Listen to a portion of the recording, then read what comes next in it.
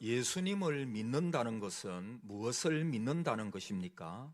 크게 두 가지를 믿는 것인데, 첫째는 예수 그리스도가 나의 구세주로서 내 죄를 대신하여 대속의 죽음을 주으시고 나의 대속주가 되셨다는 사실을 믿는 것입니다. 두 번째로 예수님을 믿는다라고 하는 것은 예수님께서 죽음에서 부활하신 사실을 믿는 것입니다.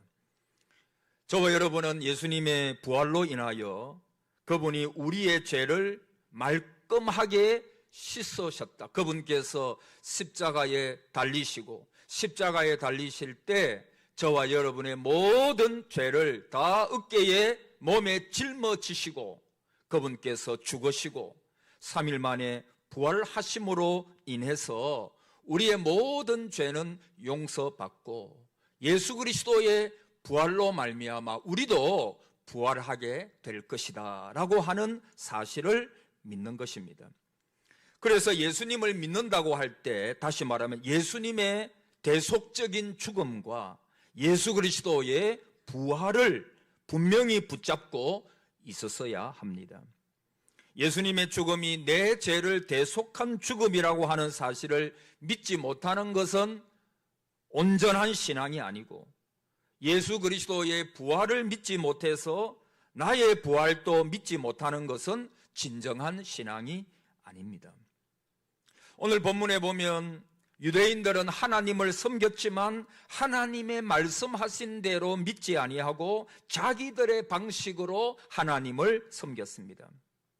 바울은 이스라엘 백성들이 하나님을 섬겼지만 하나님의 관역에서 벗어난 열심을 가졌다고 하면서 오늘 1절에서 3절에 보면 형제들아 내 마음에 원하는 바와 하나님께 구하는 바는 이스라엘을 위함이니 곧 그들로 구원을 받게 함이라. 내가 정언하노니 그들이 하나님께 열심히 있으나 올바른 지식을 따른 것이 아니니라. 올바른 지식을 따른 것이 아니니라. 하나님의 의를 모르고 자기 의를 세우려고 힘써 하나님의 의에 복종하지 아니하였느니라 라고 말씀하고 있습니다.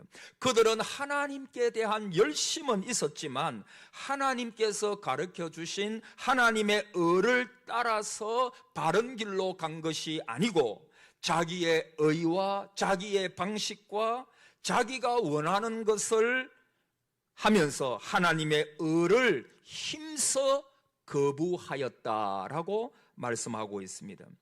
그래서 바울은 본문에 이스라엘 백성들이 하나님의 의를 모르고 자기의 의를 내세우려고 힘써 하나님의 의를 복종하지 않았다라고 말씀을 합니다. 조금 어렵지만은 여러분, 하나님의 의라고 하는 것이 뭡니까? 믿음으로 말미암는 의입니다. 그들은 복음을 통한 구원을 거절했습니다. 오로지 자신들의 의를 내세워서 하나님 앞에 합당한 자로 인정받고자 했습니다. 여러분, 율법을 지켜가지고 하나님 앞에 인정받을 사람이 누가 있습니까? 우리는 다 타락했습니다. 그리고 우리는 하나님 앞에 의롭게 살아갈 수가 없습니다. 의롭게 살아간다고 하더라도 그 속에는 악이 있고 죄가 있습니다. 그래서 로마서에서 강조하는 것이 뭐죠? 따라합시다. 이신칭의. 한번 크게 따라합니다. 이신칭의.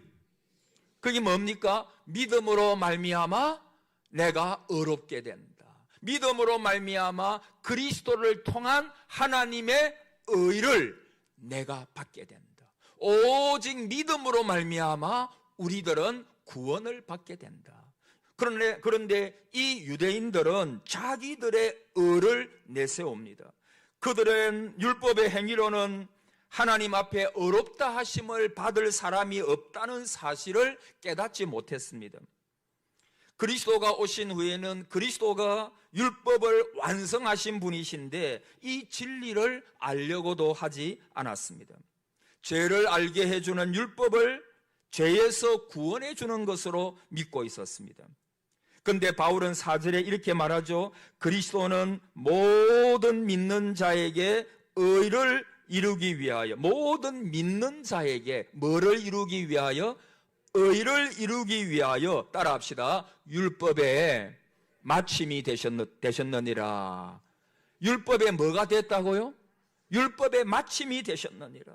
모든 믿는 자에게 의를 이루기 위하여, 이 말은 모든 믿는 자의 구원을 위하여 그리스도는 율법의 마침이 되셨다. 그렇게 말씀합니다. 율법의 마침이 되셨다라고 하는 것은 첫째, 그분이 율법을 완전히 지키셨다는 것입니다. 한 번도 그분은 율법을 어기신 적이 없습니다. 여러분, 그분은 성육신 하셨죠. 인간의 몸으로 이 땅 위에 오셨습니다. 그러나 뭐가 없습니까? 죄가 없으시니라. 그분은 죄가 없는 무엄하신 분이십니다. 그래서 그분은 율법을 어기신 적이 없습니다. 온 인류 역사에 율법을 온전히 지키신 분은 그리스도밖에 없습니다. 두 번째, 결국 주님은, 그리스도의 죽음은 율법을 결말지었다라고 하는 것입니다. 율법의 마침이 되었다, 이 말은 율법을 결말지은 것이 그리스도의 죽음이다라고 말씀하고 있습니다. 여러분, 율법의 최종적이며 궁극적인 요구는 죽음입니다. 왜? 죄의 값은 사망이기 때문에. 율법은 좋은 것이란 말했습니다. 율법을 통해서 죄를 깨닫습니다. 율법은 하나님께서 우리에게 주신 법, 좋은 것입니다. 그러나 율법을 다 지킬 사람이 없기에 타락한 인생은 율법을 다 지킬 수가 없어요. 그래서 죄의 삭선 사망이요, 인간은 결국에는 그리스도가 오시지 않았다면 우리는 멸망으로 달려가는 것입니다. 그런데 주님께서 그 죽음의 요구에 응하시고 그분은 십자가에서 전 인류를 대신해서 율법의 요구대로 우리 대신, 여러분, 죄의 값은 뭐라 그랬죠? 사망. 그러니까 우리가 죽어야 되는데 주님께서는 죄가 없으심에도 불구하고, 무엄하심에도 불구하고 우리 대신 율법의 요구대로 십자가에 죽임을 당하셨습니다.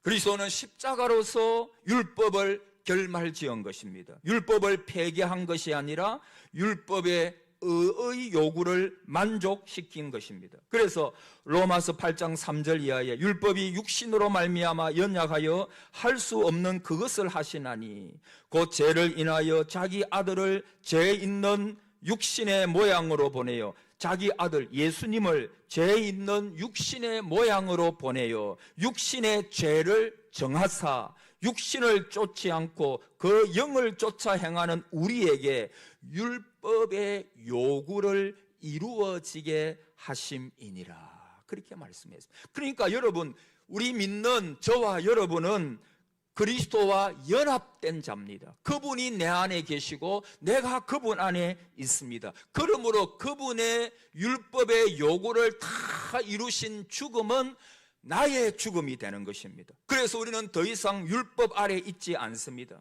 그래서 아직도 율법을 온전히 지켜야 온전한 구원을 받습니다라고 주장하는 사람이 있다면 그것은 아주 잘못된 주장입니다. 이제 그리스도께서 율법의 모든 요구를 충족시켰기 때문에 성도들은 그리스도의 은혜와 의와 생명 안에 있게 되었습니다. 저번에 말씀드렸죠. 생명의 성령의 법이 죄와 사망에서 구원하였습니다. 할렐루야. 저와 여러분은 이제 더 이상 정죄 아래 있지 않습니다. 하나님의 진노 아래 있지 않습니다. 우리는 하나님의 귀한 자녀가 되었습니다. 하나님의 귀한 아들, 딸이 되었습니다. 여러분, 본문에서 말하고 있는 것이 뭐냐 하면 구원의 길은 하나라고 하는 것입니다. 예수 그리스도께서 이 땅에 오셔서 하나님의 의를 이루셨다라고 하는 것입니다. 그래서 로마서 1장 17절에 복음에는 하나님의 의가 나타나서 믿음으로 믿음에 이르게 하나니 기록된 바 오직 의인은 믿음으로 말미암아 살리라 함과 같으니라. 이 말씀을 근거로 이신칭의 교리가 나타난 것입니다. 다시 말해서 그리스도 안에서만, 예수님 안에서만 하나님의 의가 우리에게 온다는 것입니다. 여러분, 옛날에 하나님을 많은 사람들이 믿는다고 말했죠.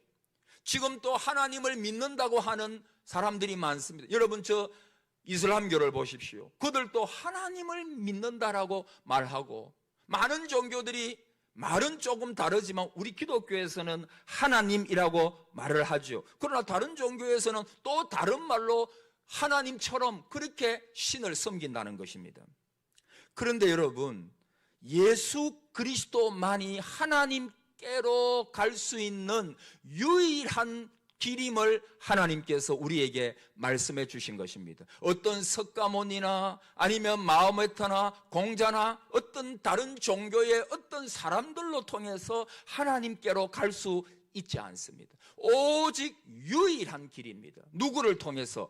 예수 그리스도를 통해서. 그들은 다 뭐 하나님을 섬긴다고 말하죠. 오늘 또 많은 종교들 가운데는 하나님을 섬긴다라고 하는 종교가 많아요. 그런데 여러분, 다 하나님이 어떤 분인가 모르잖아요. 그래서 사복음서에 보면 예수 그리스도, 그분께서 하나님께서 보내신 유일한 독생자, 유일한 아들이시고, 그 그리스도를 통하지 않고는 구원의 길에 이를 수 있는 사람이 한 사람도 없다. 할렐루야. 이 말씀을 지금 하시고 있는 것입니다. 여러분, 예수 그리스도 밖에는 하나님의 의가 없습니다. 오직 예수 그리스도 안에서만 하나님의 의가 나타났고, 이 사건과 진리를 믿음으로 하나님의 자녀가 되고 구원받는다는 것이 로마서에서 계속 강조하고 있는 이신칭의의 교리입니다. 종교개혁이 여기서 시작됐죠. 여러분, 하나님의 사람 마틴 루터는 가톨릭 사제였죠. 하지만 사제인데도 불구하고 구원의 길을 알지를 못했습니다. 그래서 자기 힘으로 율법을 지켜 자신의 공로로, 자신의 노력으로 깨끗해지려고 했고, 거룩한 자가 되려고 했고, 하나님의 자녀가 되려고 했고, 부단히 노력하고 애를 썼습니다. 그러나 단 한 번도 그 마음속에 평안은 없었습니다. 하나님의 자녀됨의 구원의 확신을 가질 수가 없었습니다. 그런데 어느 날 성령님의 감동 속에서 영적으로 눈을 뜨게 됩니다. 그리고 이 진리를 발견하는 것입니다. 하나님의 역사죠. 수없이 이 말씀을 읽었지만 그냥 지나쳤던 이 말씀이 계시하는 바를 비로소 알게 되었습니다. 여러분, 여기서부터 종교개혁이 시작되죠. 행위로가 아니라 믿음으로 말미암아 구원을 받는다. 그래서 9절에 보면 너가 만일 너의 입으로 예수를 주로 시인하며 또 하나님께서 그를 죽은 자 가운데서 살리신 것을 너 마음에 믿으면 구원을 받으리라. 할렐루야. 그리스도, 그분은 하나님의 독생자시고, 그 그리스도가 하나님께서 죽은 자 가운데서 살리신 것을 너희들이 믿을 때 구원을 받으리라. 여러분, 이게 바로 복음입니다. 그분께서 우리를 위하여 죽으셨고 하나님께서 그를 살리셨다. 믿으면 이 놀라운 사건들을, 진리들을 믿을 때, 그때 11절 이하에 보면 성경에 이르되 누구든지 그를 믿는 자는 부끄러움을 당하지 아니하리라 하니, 그렇게 말씀하고 있죠. 여러분, 여기 보니까 누구든지 한번 따라합시다. 누구든지 그를 믿는 자는, 그가 누구죠? 예수 그리스도. 십자가에 죽으시고 3일 만에 부활하신 그리스도. 그래서 12절에 유대인이나 헬라인이나 차별이 없습니다. 차별이 없는 복음이에요. 모든 그리스도를 믿는 자에게 구원이 있다라고 말하는 것입니다. 여기 보니까 누구든지. 그래서 여러분, 성경에 보십시오. 여러분, 이 땅 위에서 일어나는 많은 일들 속에서 구원받는 사람들 보면 누구든지 그가 죄를 많이 범한 사람이라도, 악한 사람이라도, 많이 배우지 못한 사람이라도, 연약한 사람이라도, 누구든지 그를 믿기만 하면. 여러분, 세계적인 19세기의 부흥사 무디 목사님 우리가 잘 알지요. 그는 가난한 벽돌공의 아들로 태어났습니다. 그런데 이 무디가 어렸을 때 그 벽돌공 아버지가 일을 하다가 갑자기 돌아가셔서 홀 어머니 밑에서 자랐습니다. 돈이 없어가지고 공부를 못합니다. 그래서 그는 초등학교만 나왔습니다. 그런데도 신앙이 깊은 그 어머니는 항상 무디에게 이르기를 하나님의 일보다 세상 일에 더 집중해서는 안 된다라고 가르쳤다고 합니다. 그런데 무디는 이 말씀이 무슨 말씀인지 잘 몰랐습니다. 그가 17살이 되는 어느 날 무디는 보스턴에서 구두가게를 운영하는 외삼촌 밑에서 일을 합니다. 그때 우연히 믿음 좋으신 교회학교 선생님인 컴블을 만나게 됩니다. 그때 당시 청년이었던 무디에게 묻기를 자네는 진정 십자가에서 죽으시고 부활하신 그리스도를 마음속에 영접한 일이 있는가? 라고 물었습니다. 무디가 그에게 저는 그런 적이 없어요. 입으로는 고백했지만 진심으로 마음이 변화하여 그렇게 고백한 적은 없습니다. 그랬더니 컴벌 선생님이 무디의 손을 잡고 간절하게 기도합니다. 그때 무디가 18살인데 갑자기 성령의 불길이 쏟아지면서 예수가 그리스도임을 확신하게 됩니다. 그리고 즉시 그 어머니에게 편지를 쓰기를 어머니 기뻐해 주십시오.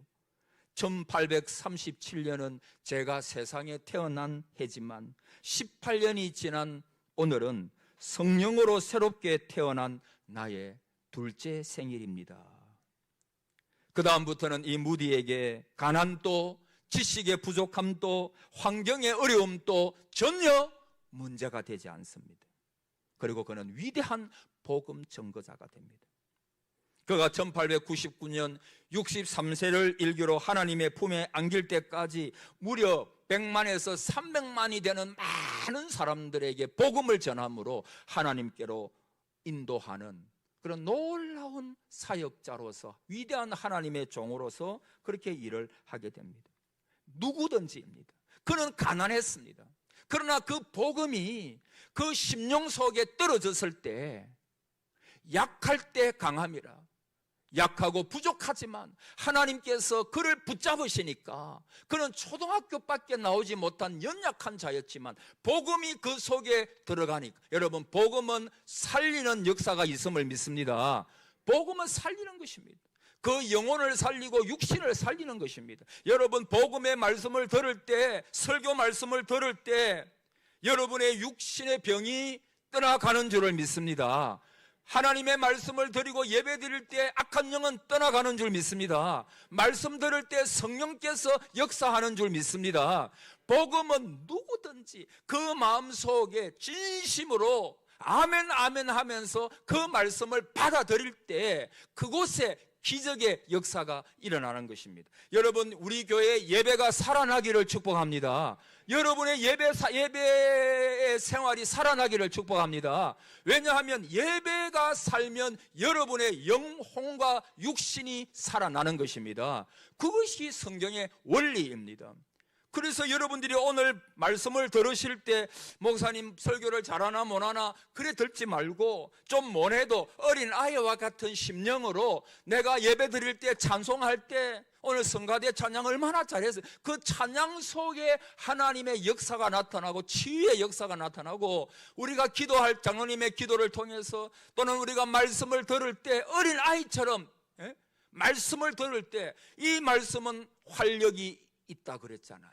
거기에 성령의 역사, 복음은 살리는 역사, 말씀은 살리는 역사입니다. 여러분의 가정이 살기를 원하십니까? 여러분의 영육이 살기를 원하십니까? 그러면 하나님의 말씀을 듣고 예배에 여러분의 모든 정성을 기울이시기를 바랍니다. 하나님은 예배 속에 역사하시는 거예요. 그래서 교회가 되려고 하면 예배가 살아야 돼요. 목사도 연약하니까 여러분들이 잘 말씀을 전하고 예배 인도할 수 있도록 기도해 주셔야 되고, 장로님 기도 잘 하실 수 있도록 기도해 주셔야 되고, 여러분이 예배 속에서 참된 예배자로 하나님 앞에 서 있기를 기도하셔야 됩니다. 누구든지 여러분 성경의 인물들을 다 생각해 보십시오. 다 그렇게 위대한 인물들, 다 누구든지 거기에는 목동도 있었고, 사울같이 핍박하던 자도 있었고, 어부도 있었고, 또 유대인뿐만 아니라 이방인들도 얼마나 많은지 몰라요. 그들은 다 사회에서 소외당했던 사람들이 참 많았어요. 왜냐하면 하나님은 약한 자를 통해서 당신이 나타나시기를 기뻐하시거든요. 지혜자나 세상에서 권력자들은 자기가 했다고 말합니다. 그러나 하나님은 약한 자를 통해서, 부족한 사람을 통해, 사회에서 소외받았던 사람들, 창기나 세리 이런 사람들을 통해서 하나님 당신의 살아계심을, 능력이 얼마나 있으심을 하나님은 보이시기를 원하셨거든요.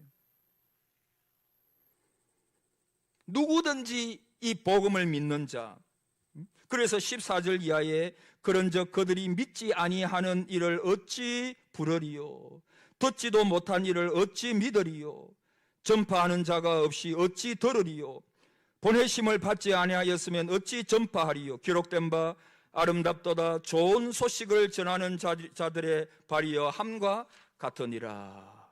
여러분, 어느 목사님이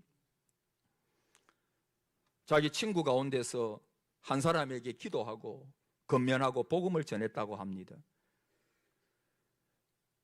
그러나 그 친구는 예수님을 영접하지 않았습니다. 구원받지를 못했습니다. 드디어 오랜 시간이 지나가지고 그 친구가 교회를 나왔대요. 목사님은 너무 기뻐서 흥분이 됩니다. 너무 고마워가지고 그에게 친절을 베풀고 참 잘하였다고 하면서 예배 시간에 앞자리에 앉힙니다. 그리고 목사님이 그를 위하여 기도합니다. 하나님, 성령께서 오늘 역사하셔서 오늘 그 마음의 문을 열어주시고 구원받게 해 주십시오. 얼마나 간절히 목사님이 기도했겠습니까? 그리고 설교를 시작했는데 성령의 역사로 그 친구가 은혜 받고 그것이 눈물을 흘리는 모습으로 나타납니다. 아닌 게 아니라 정말 성령의 감동이 있는 것 같았습니다. 그렇게 예배가 끝났대요. 이제 다들 집으로 돌아가는데 이 친구가 그대로 자리에 앉아 있습니다. 어딘가 이상해서 목사님이 그에게 가서 왜 안 가느냐고, 그냥 가지라고 말하였습니다. 그러니까 그가 말하기를, 아니 내가 오늘 은혜를 받았는데 어떻게 그냥 가냐는 것입니다. 그래서 목사님이 그 친구에게 묻기를, 그건 뭐 하려고? 라고 물으니까 그 친구가 은혜를 갚아야 한다는 것입니다. 그래서 목사님이 어떻게 갚을 건가라고 물으니까 그 친구는 그 교회에 전도사님을 비롯한 교역자가 몇 명이나 되는 것입니다. 그래서 몇 명이 됩니다라고 하니까 그들을 다 좀 데려오라는 것입니다. 그래서 다 모아서 무엇을 하려고 하느냐라고 그러냐고 물었더니 그 친구는 계속해서 그냥 은혜를 갚아야 된다는 말만 되풀이합니다.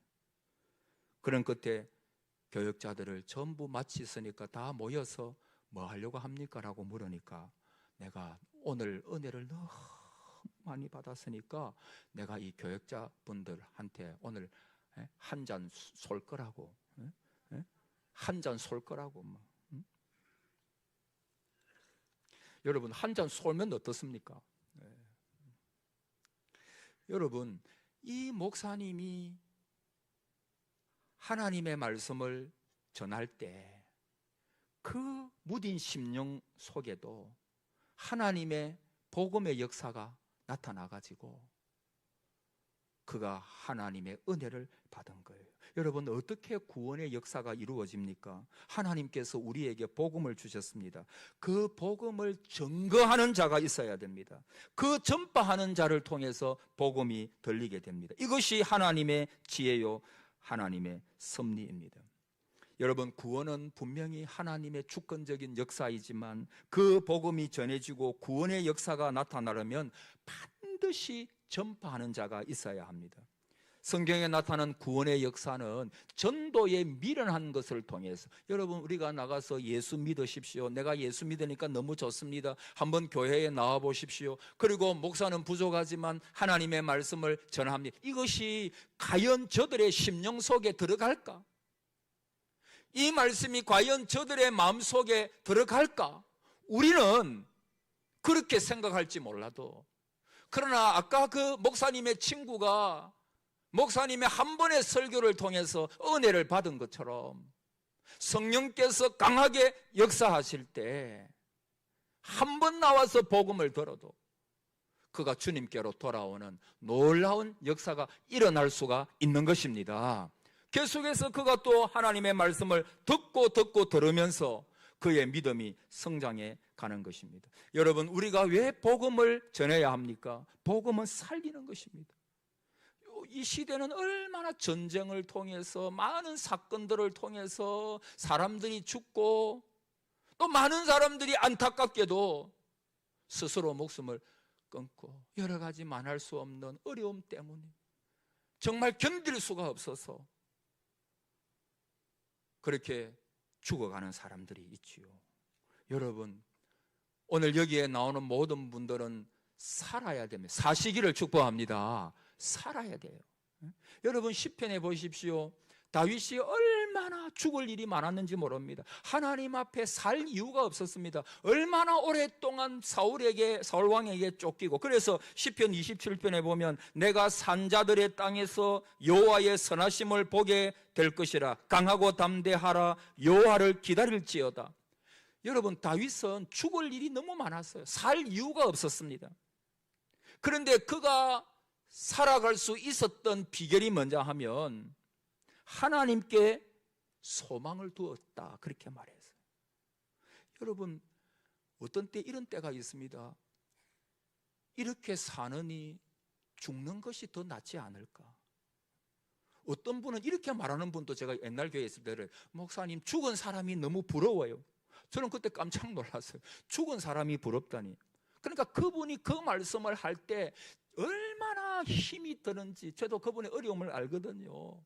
그래서 인생이 막막하고 풀릴 것 같지 않고 연약하고 여러 가지 가정의 어려움이 있을 때, 목사님, 진짜 죽은 사람이 부러워요. 여러분, 마귀가 그때 속삭입니다. 야, 너 혼자 죽으면 다른 가족들이 다 산다. 마귀가 그렇게 속삭일 때가 많아요. 너만 죽으면 잠시 가족들이 슬퍼하겠지만, 그러나 다른 가족들이 살 수가 있다. 여러분, 속지 말아야 합니다. 그때 마귀가 속삭일 때 내가 할 수 있는 가장 험악한 얼굴을 하고 마귀를 쫓아내야 됩니다. 여러분, 사람이 어려움이 있을 때 하나님의 음성보다는 마귀의 음성이 잘 들려요. 하나님은 아주 말씀하시지도 않는 것 같고, 근데 마귀는 얼마나 부드럽게 말을 하고 부드럽게 들리는지. 마귀가 뭐라고 말하는 줄 압니까? 너 살아봐야 오늘이나 내일이나 5년 후나 달라질 게 하나도 없다고. 뭘 그렇게 살려고 하느냐고. 여러분, 마귀의 소리가 맞는 것 같습니다.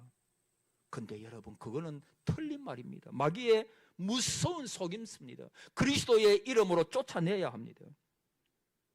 여러분, 전도서 9장에 보면 죽은 자에게는 아무것도 없어요. 그러나 산 자에게 소망이 있으면 그래. 산 자에게 그래도 소망이 있습니다. 살아있을 때 소망이 있는 것입니다.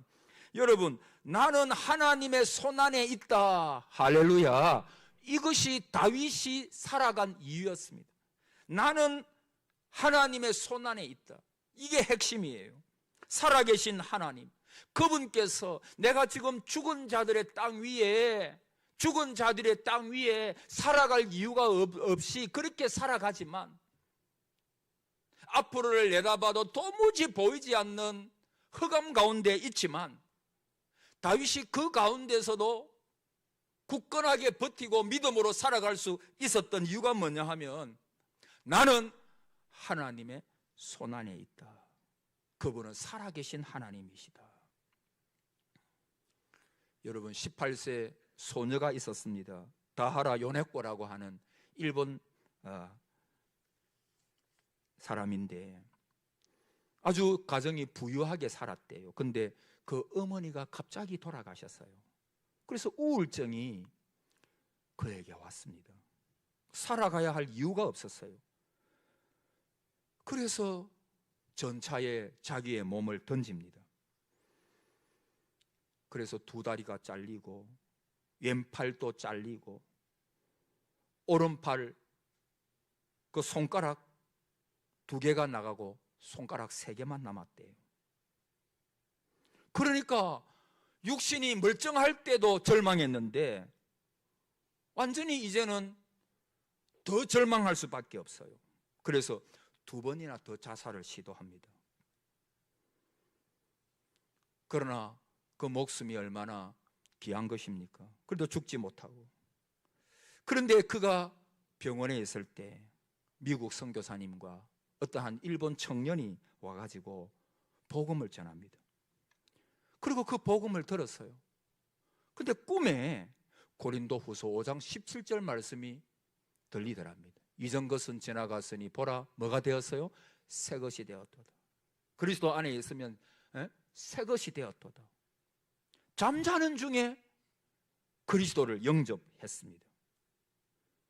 아침에 일어나 보니까 하나님의 강건적인 역사죠. 아침에 일어나 보니까 모든 것이 달라 보였습니다. 그리고 그가 나중에 지은 책이 하나 있는데 그 지은 책 제목이 사는 것이 황홀하다. 한번 따라해 보실래요? 사는 것이 황홀하다. 사는 것이 황홀하다. 왜? 다 약하고 예수 생명이 오니까. 지금 손가락 3개밖에 남지 않았음에도 불구하고 그러나 그 손가락 3개 가지고 요리를 배우고 또 그 전도원 청년하고 결혼을 하게 되고 목사님의 사모가 되고 자녀를 출산하고 그래서 중증장애인들을 전도하는 그런 일을 하게 되고 완전히 달라진 삶. 비록 자기의 몸은 많이 망가졌지만 예수의 생명이 그 망가진 육체에도 들어오니까 이제는 보라 이전 것은 지나갔으니 새 것이 되었도다.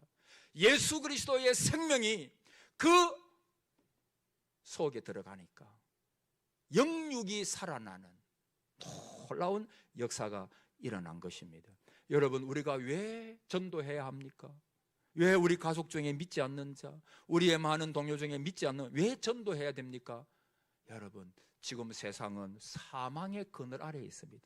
절망과 낙심 속에 있습니다.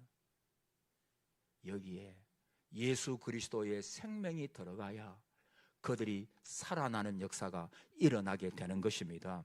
가정에 예수 그리스도의 생명의 역사가 일어날 때에 그 가정이 살아나고 여러분의 영육이 예수 그리스도의 생명이 있을 때 들어갈 때 여러분의 영육이 살아날 줄을 믿습니다. 여러분, 우리가 다음 주에 전가족 출석 주일, 우리가 뭐 또 태신자를 정하지는 않았지만 이번에는 조금 그렇게 속닥하게 하는데 그러나 여러분, 우리가 그들의 영혼을 위하여 하나님 앞에 기도하면서 한 영혼이라도 주님께로 돌아와서 그들이 예수의 생명을 통하여 그들이 변화되고 여러분, 한 사람이 변화되면 그 한 분을 통해서 얼마나 많은 사람들에게 영향을 미치게 될지 아무도 모르는 것입니다. 오늘 본문에 보니까 복음을 전하는 발이 아름답다 그랬습니다. 그래서 이번 한 주간 동안에도 우리가 기도하면서 이 복음, 영육을 살리는 복음 믿지 않는 자들에게, 믿지 않는 가족에게 우리 기도하면서 한번 전해보시기 바랍니다. 그리고 그분들이 주께 나와서 이 생명의 말씀을 들을 때 거기에 예수 그리스도의 생명이 들어가게 되고 그 영육이 살아난 놀라운 역사가 우리 다음 주에 우리 교회에 많이 일어나기를 주의 이름으로 축복합니다. 아멘.